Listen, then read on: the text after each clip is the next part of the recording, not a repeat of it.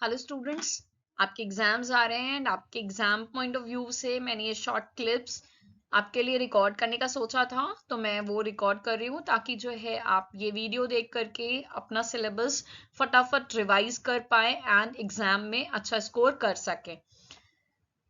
तो आपका syllabus 4 module में है। इस वीडियो में आपको मॉड्यूल 1 मिलेगा, then I will be posting 3 more videos ताकि आप मॉड्यूल 2, 3 एंड 4 भी रिवाइज कर पाए। So let us start with module 1, introduction to advertising. A very important question, from where the word advertising comes from. So it is a Latin word that is advertere, which means to turn the mind towards. तो ये advertere word आपको याद रखना है, साथ में ये भी याद रखना है कि ये लैटिन वर्ड है, ना कि ग्रीक वर्ड है।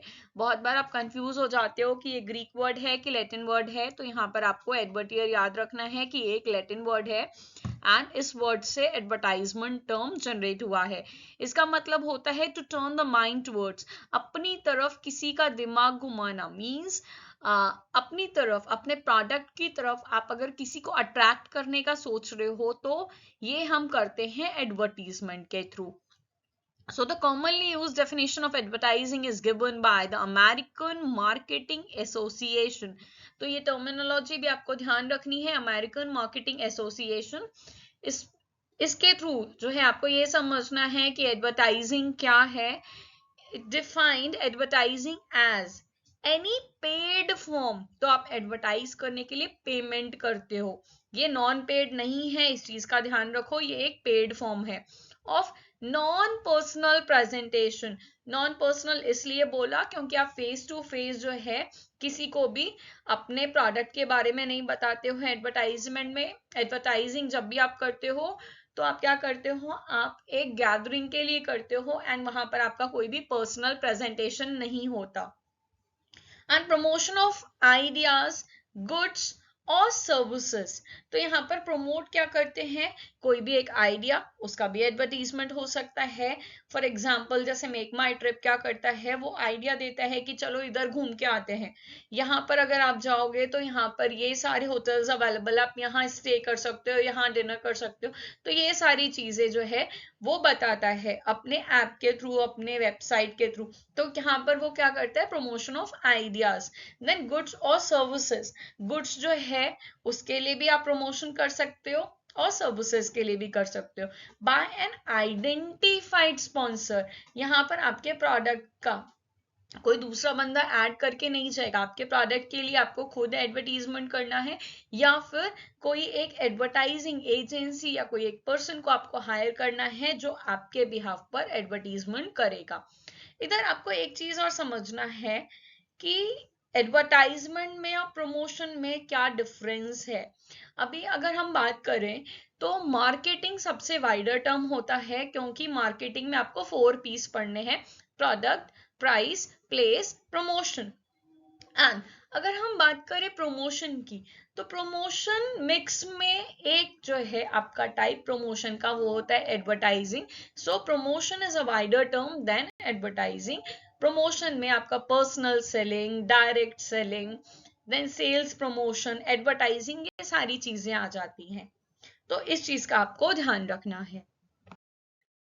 Next topic is features of advertising. अगर आपने डेफिनेशन एडवर्टाइजिंग की प्रॉपरली पढ़ ली है तो फीचर्स ऑलमोस्ट उसमें कवर हो चुके हैं, like process, paid form, non personal presentation, ideas, goods and services, identified sponsor. तो ये 5 पॉइंट ऑलरेडी हमने इसकी प्रीवियस स्लाइड में पढ़ी है। अभी जो है आप फर्स्ट पॉइंट देखो, प्रोसेस। तो एडवर्टाइजिंग एक प्रोसेस है, क्यों, क्योंकि वहां पर हमें मल्टीपल स्टेप्स फॉलो करने हैं। फॉर एग्जाम्पल अगर जो है आपको किसी भी मीडिया के थ्रू एडवर्टाइज करना है तो आपको पहले रिसर्च करना पड़ेगा कि आपको कौन से मीडिया के थ्रू एडवर्टाइजमेंट करना है। वो प्रिंट मीडिया होगा या आपका ब्रॉडकास्टिंग मीडिया होगा, डिजिटल मीडिया होगा, आपको कौन से मीडिया के थ्रू एडवर्टाइज करना है, ये रिसर्च करने के बाद आप पर्टिकुलरली उस मीडिया को यूज करके आप अपने प्रोडक्ट के बारे में क्या करोगे, लोगों तक इंफॉर्मेशन पहुंचाओगे अपने प्रोडक्ट्स की। जब लोगों तक इंफॉर्मेशन पहुंच जाएगी तो भी आप ये इंश्योर करोगे कि आप उनसे एक प्रॉपर फीडबैक कलेक्ट करो, ताकि आपको ये समझ में आ पाए कि आप एडवर्टाइजमेंट में कहाँ लैग कर रहे हो। So it is a process. Next is paid form. कोई भी एडवर्टाइजमेंट फ्री में नहीं होता, आपको जो है उसके लिए कुछ ना कुछ पे करना पड़ता है। अगर आप डिजिटल मार्केटिंग में भी देखो तो आप क्या करते हो, आप अगर इंस्टाग्राम पे भी अपने प्रोडक्ट्स का ऐड करते हो तो वहां पे भी बहुत बार वो इंस्टाग्राम चैनल क्या बोलेगा कि आप पे करो तो हम ज्यादा लोगों को आपके ऐड दिखाएंगे, ज्यादा लोगों में आपके ऐड को हम सर्कुलेट करेंगे। एंड जब भी हम इंस्टाग्राम के न्यूज फीड स्क्रॉल करते हैं तो बहुत बार हमें एडवर्टीजमेंट्स दिखते हैं जहां नीचे लिखा रहता है स्पॉन्सर्ड, मींस सामने वाले ने उसके लिए पेमेंट की है। Third one is non personal presentation. ये मैंने आपको ऑलरेडी एक्सप्लेन किया है, यहाँ पर कोई भी डायरेक्ट कांटेक्ट नहीं होता ऑडियंस के साथ, इनडायरेक्टली हम जो है उनसे कांटेक्ट करते हैं। Next is ideas goods and services. इसके लिए भी मैंने आपको एग्जांपल दिया है, आप उस पॉइंट को रेफर कर सकते हो। आइडेंटिफाइड स्पॉन्सर भी मैंने आपको एक्सप्लेन किया है। Next is art science and profession. तो अभी जो है एडवर्टाइजिंग आपका आर्ट इसलिए है क्योंकि आपको क्या करना है, आपको अपनी क्रिएटिविटी यूज करके कोई भी एडवर्टीजमेंट बनाना है, इसलिए वो आर्ट है। देन साइंस, साइंस का यहाँ पर इसलिए यूज होता है क्योंकि बहुत सारी टेक्निकल चीजें हैं जिसको आपको यूज करना है। आप जो है क्या चीज का ऐड कर सकते हो नहीं कर सकते हो वो भी आपको देखना है। मीन्स यहाँ पर अभी साइंस की भी बात आएगी क्योंकि फैक्ट्स की भी हम बात करते हैं एडवर्टाइजमेंट के थ्रू। एंड साथ में प्रोफेशन, क्योंकि बहुत लोग जो है इसको एज अ प्रोफेशन भी लेकर के चलते हैं, वो लोग इससे अर्न करते हैं। एंड ये जो है उनका पार्ट एंड पार्सल है फॉर अर्निंग देयर लाइवलीहुड, उनके लाइफ का पार्ट एंड पार्सल है। तो art science and profession, advertising तीनों ही कैटेगरी में लाई करता है। Next is element of promotion mix. तो ये भी पॉइंट मैंने आपको एक्सप्लेन किया है कि मार्केटिंग का एक एलिमेंट है प्रमोशन और प्रमोशन मिक्स का एक एलिमेंट है एडवर्टाइजिंग। देन यूनिवर्सल यूसेज, आप यूनिवर्स में किधर भी चले जाओ हर एक जगह एडवर्टाइजिंग का यूज होता ही होता है। And last one is consumer choice. हमें जो है कंज्यूमर के पॉइंट ऑफ व्यू से सोच करके ही एडवर्टाइजमेंट करना पड़ता है कि कंज्यूमर जो है किस चीज से अट्रैक्ट होकर के वो हमारे प्रोडक्ट्स को परचेज करेगा। नेक्स्ट टॉपिक है हमारा objectives of advertising. So first objective is promotes product. तो अभी जो है एडवर्टाइजिंग के थ्रू हम क्या करते हैं, हम अपने प्रोडक्ट्स का प्रमोशन करते हैं। अगर आप कोई भी ओटीटी प्लेटफॉर्म पर कोई भी मूवीज वगैरह देख रहे हो तो आप देखते हो उसमें नोटिस करते होगे बीच बीच में एड्स आते हैं। तो वो एड के थ्रू सामने वाला क्या करता है, अपने प्रोडक्ट्स या फिर सर्विस या फिर आइडियाज को वो प्रमोट करता है ताकि उनके गुड्स या सर्विसेज या आइडियाज वो ज्यादा से ज्यादा सेल हो सके। एंड इसकी वजह से डिमांड क्रिएट होती है, जो आपका सेकेंड पॉइंट है, इट क्रिएट्स डिमांड। तो जब लोगों को आपके प्रोडक्ट के बारे में पता ही नहीं होगा तो वो खरीद ही नहीं पाएंगे, लेकिन जब आपके प्रोडक्ट के बारे में उनको पता चल जाता है तो वो परचेज कर सकते हैं। थर्डली, जिन प्रोडक्ट्स के हम एडवर्टीजमेंट बहुत बार देखते हैं हमारे माइंड में वो ब्रांड इमेज वो ब्रांड वैल्यू क्रिएट हो जाती है। बट अगर हम किसी का ऐड नहीं देख रहे, किसी प्रोडक्ट के बारे में नहीं जानते हैं, अगर हाँ वो प्रोडक्ट भले कितना अच्छा हो लेकिन हमें उसके बारे में पता ही नहीं है, तो हमारे माइंड में उसका कोई भी ब्रांड इमेज उसकी क्रिएट नहीं होगी। Next is stabilising sales volume. तो अभी जो है आप एक इफेक्टिव एडवर्टाइजमेंट के थ्रू अपने सेल्स को बढ़ा सकते हैं। तो आपके हाथ में है कि आप किस तरीके से अपने सेल्स को इंक्रीज करोगे। Then reduces cost. अगर एडवर्टाइजमेंट आप प्रॉपर तरीके से प्लान करके करते हो तो पर कस्टमर कॉस्ट, यहाँ पर ध्यान रखना, अगर आप बहुत ज्यादा एडवर्टाइजमेंट करोगे तो कॉस्ट ऑब्वियसली इंक्रीज होगी, लेकिन अगर वो मास रीच कर रही है, ज्यादा लोगों तक पहुंच रही है, तो पर यूनिट कॉस्ट मीन्स पर कस्टमर कॉस्ट ऑफ एडवर्टाइजिंग वो कम हो जाएगा, जिससे सेल्स बढ़ेगी, प्रॉफिट बढ़ेगी। And point number 7 is expands market. तो एडवर्टाइजिंग के थ्रू आप जो है अगर लोकल लेवल पर काम कर रहे थे तो वो आप रीजनल लेवल पे कर सकते हो, नेशनल लेवल पे कर सकते हो एंड इवन इंटरनेशनल लेवल पर भी कर सकते हो। Next slide, that is importance of advertising. So first point is sources of revenue for publishers. तो जो भी पब्लिश कर रहा है एडवर्टीजमेंट, लाइक न्यूज़पेपर है, मैगजीन्स हैं, ब्रोशर्स हैं, अगर इनको जो भी प्रिंट कर रहा है उनके लिए क्या है, सोर्स ऑफ रेवेन्यू है, वो जो है यहाँ से अर्न कर सकते हैं। Then second point is educate society. हमें प्रोडक्ट्स के बारे में पता चलता है एंड हम जो है इवन लाइक अगर मैं एग्जांपल दूं जागो ग्राहक जागो वाला, तो जब भी जीएसटी नया नया मार्केट में लॉन्च हुआ तो उस समय लोग जो है एमआरपी के ऊपर भी जीएसटी चार्ज कर रहे थे एंड कस्टमर्स को बेवकूफ बना रहे थे, बट गवर्नमेंट ने ये इनिशिएटिव लिया एंड वो एडवर्टीजमेंट सबको दिखाया एंड इससे जो है लोग एजुकेट हुए। सिमिलरली अगर मैं बात करूं तो पोलियो ड्रॉप्स, जब अमिताभ बच्चन जी ने एडवर्टीजमेंट दिया 2 बूंद जिंदगी की, लोग जो है गए पोलियो बूथ पर लाइन लगा करके उन्होंने पोलियो ड्रॉप्स जो है अपने बच्चे को पिलवाए। तो ये क्या है, इस तरीके से हम सोसाइटी को एडवर्टीजमेंट के थ्रू एजुकेट कर सकते हैं। Next is target oriented. तो हमेशा जो है एडवर्टाइजमेंट के पीछे कुछ ना कुछ एक टारगेट होता है, मकसद होता है। मे बी अपने ऑब्जेक्टिव्स को आप फुलफिल कर रहे हो, सेल्स को बढ़ा रहे हो, market coverage, large customer audience, तो ये सब जो है आपके टारगेट हो सकते हैं। तो कुछ भी टारगेट एक होता ही अगर आप कुछ भी एडवर्टीजमेंट कर रहे हो तो। Next is creates consumer awareness. तो कंज्यूमर्स को आपके प्रोडक्ट्स के बारे में पता चलता है एडवर्टाइजमेंट के थ्रू, जिससे कि डिमांड क्रिएट होती है। And next point is to differentiate the product. तो अभी अगर आपको ध्यान होगा, एक टाइड का एड आता था जिसमें एक शर्ट रहती थी एंड मैग्नेट से वो डर्ट पूरा खींच लेता था। तो वो जो है क्या एक डिफरेंशिएशन दिखाता था कि ये अगर डिटर्जेंट आप यूज करोगे तो ये रिजल्ट होगा, और हमारा डिटर्जेंट यूज करोगे तो ये रिजल्ट आएगा। तो इस तरीके से हम प्रोडक्ट्स को डिफरेंशिएट भी कर सकते हैं थ्रू द एडवर्टाइजिंग।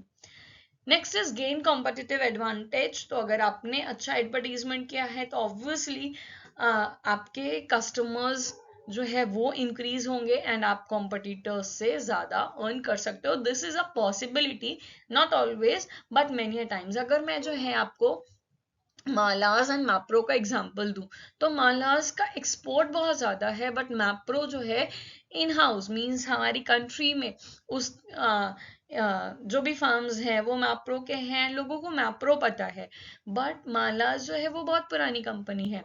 तो अगर हम सिर्फ इंडिया की बात करें तो इंडिया में मालाज उतना ग्रो नहीं कर पाया, बट मैप्रो ग्रो किया क्योंकि उसने जो है वो प्रॉपर एडवर्टाइजमेंट किया, वो प्रॉपर टैक्टिक्स यूज किया एंड उन्होंने कॉम्पिटिटर्स, जो उसका सबसे बड़ा कॉम्पिटिटर था है, उससे जो है वो आगे बढ़ गया। Next is promote social welfare. तो अभी जो है अगर आप अच्छे प्रोडक्ट्स के लिए लाइक ग्रीन एडवर्टाइजिंग हम पढ़ेंगे नेक्स्ट मॉड्यूल में। तो लाइक अगर आप इको फ्रेंडली प्रोडक्ट्स के लिए एडवर्टीजमेंट करते हो तो उससे जो है लोगों का भी भला होता है एंड एनवायरमेंट का भी अच्छा होता है। So moving to the next topic, that is active participant in advertising. So what is the role of active participant in advertising? तो यहाँ से question बन सकता है, who all are the active participants in advertising? So first is advertisers, जो advertising जिनको करानी है, जो कंपनी है, जो फर्म है, जिनको अपने प्रोडक्ट्स को एडवर्टाइज कराना है, वो एडवर्टाइजर्स होते हैं।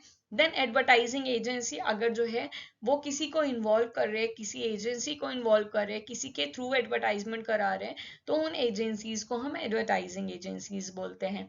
नेक्स्ट इज ऑडियंस, मीन्स हम आप लोग, लाइक अगर कोई भी एड आ रहा है तो हम उसको सुन रहे हैं, जो सुनता है वो ऑडियंस होता है, तो हम जो है ऑडियंस हैं। ऑडियंस भी चाहिए, अगर मान लो कि एक बंद रूम में जिधर कोई भी नहीं है उधर मैंने एक एड डिस्प्ले किया तो उधर जो है उसका कोई भी यूज नहीं होगा, तो एक ऑडियंस चाहिए, तो ही एडवर्टाइजमेंट का एक प्रॉपर इफेक्टिवनेस आपको देखने के लिए मिलेगा। Next is advertising media. तो ये सबसे इंपॉर्टेंट है कि आप किस चैनल के थ्रू एडवर्टीजमेंट करोगे। न्यूज़पेपर के थ्रू करना है आपको, टीवी के थ्रू करना है, डिजिटल मीडिया करना है, तो कौन सा मीडिया आपको प्रेफर करना है, ये बहुत इंपॉर्टेंट है। Then advertising production firms. तो कुछ कुछ एक प्रोडक्शन फर्म्स ही होती हैं जो सिर्फ एड बनाने का काम करती हैं, तो वो भी जो है एक एक्टिव पार्टिसिपेंट है इन एडवर्टाइजिंग, क्योंकि वो बहुत सारे एड्स बना रही हैं, अलग अलग कंपनीज के कॉन्ट्रैक्ट्स लेकर के वो उनके लिए एड्स बना रहे हैं। एंड लास्टली गवर्नमेंट अथॉरिटीज ने कुछ लॉज, कुछ रूल्स फ्रेम करके रखे हैं, अगर हमने उनको फॉलो नहीं किया तो हमारे खिलाफ स्ट्रिक्ट एक्शन हो सकता है। तो हमेशा जब भी आप एडवर्टीजमेंट बना रहे हो तो आपको जो है उनके लॉज को ध्यान रखना है कि क्या हमें इंक्लूड करना है अपने एड में और क्या चीज इंक्लूड नहीं करनी है। Moving to the next topic, That is role of advertising in marketing mix. I have already explained you the 4 parts of marketing mix, that is product, price, place and promotion. So starting with product, तो अभी जो है अगर आप देखो तो advertising का role product बनाने में कितना ज्यादा है। अगर जो है आपने लो क्वालिटी का प्रोडक्ट बनाया तो आप उसको प्रॉपरली एडवर्टाइज नहीं कर पाओगे। अगर आपको एडवर्टाइज करना है तो आपको जो है क्वालिटी प्रोडक्ट मिलने चाहिए ताकि आप उनका एडवर्टीजमेंट कर सको, क्वालिटी आपको पता होनी चाहिए, साथ साथ जो है उस प्रोडक्ट के फीचर्स अच्छे होने चाहिए ताकि आप कुछ बोल पाओ अपने ऐड में। And at the same time product जितना अट्रैक्टिव रहेगा, उसकी पैकेजिंग जितनी ज्यादा अट्रैक्टिव रहेगी, मार्केट में जो है उसकी डिमांड उतनी ज्यादा होगी, आप जो है उतने अच्छे तरीके से उसको एडवर्टाइज कर सकते हो। तो एडवर्टाइज करने के लिए फीचर्स अच्छे होने चाहिए, प्रोडक्ट की क्वालिटी अच्छी होनी चाहिए एंड पैकेजिंग अच्छी होनी चाहिए।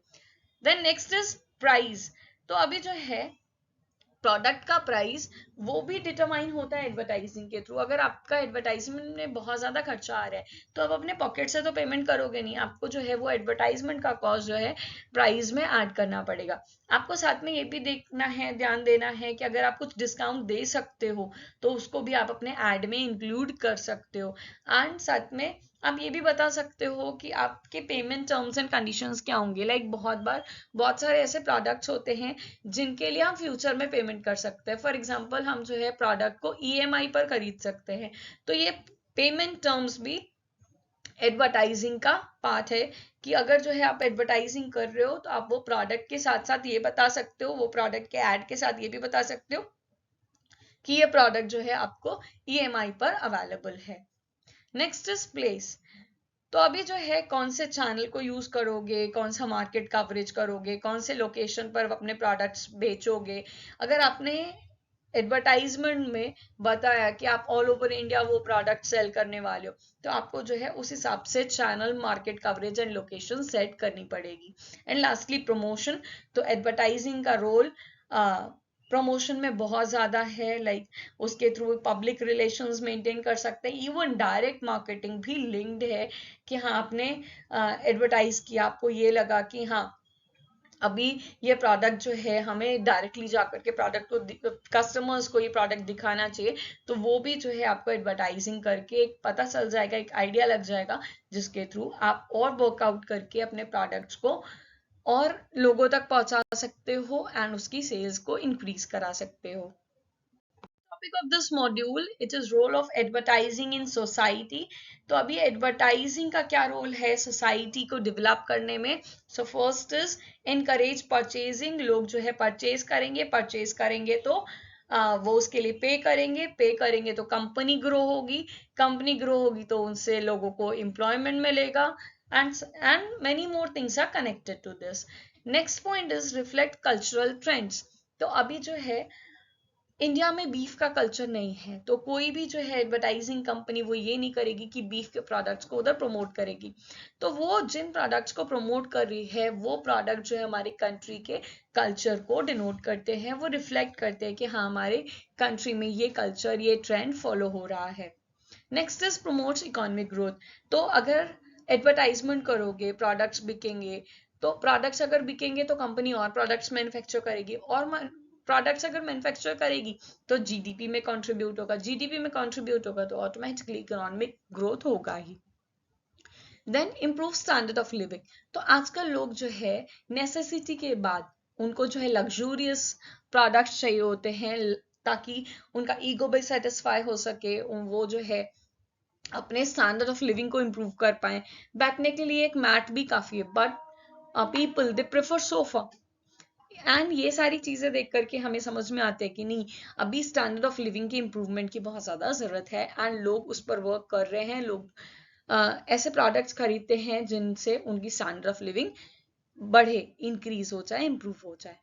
देन प्रोवाइड्स एम्प्लॉयमेंट, ये पॉइंट मैंने आपको ऑलरेडी एक्सप्लेन कर दिया है। And the last point is advertising and brand building. So the role of advertising in society is to build the brand, to build the corporate image। किसी भी एक firm की रेप्यूटेशन जब मार्केट में बनेगी तो वो फर्म जो है खुद की इमेज को मेंटेन रखने के लिए कॉर्पोरेट सोशल रिस्पॉन्सिबिलिटी भी उठाएगी एंड वो कंट्रीब्यूट करेगी ताकि सोसाइटी और ज्यादा डेवलप कर सके। So this is all regarding module 1.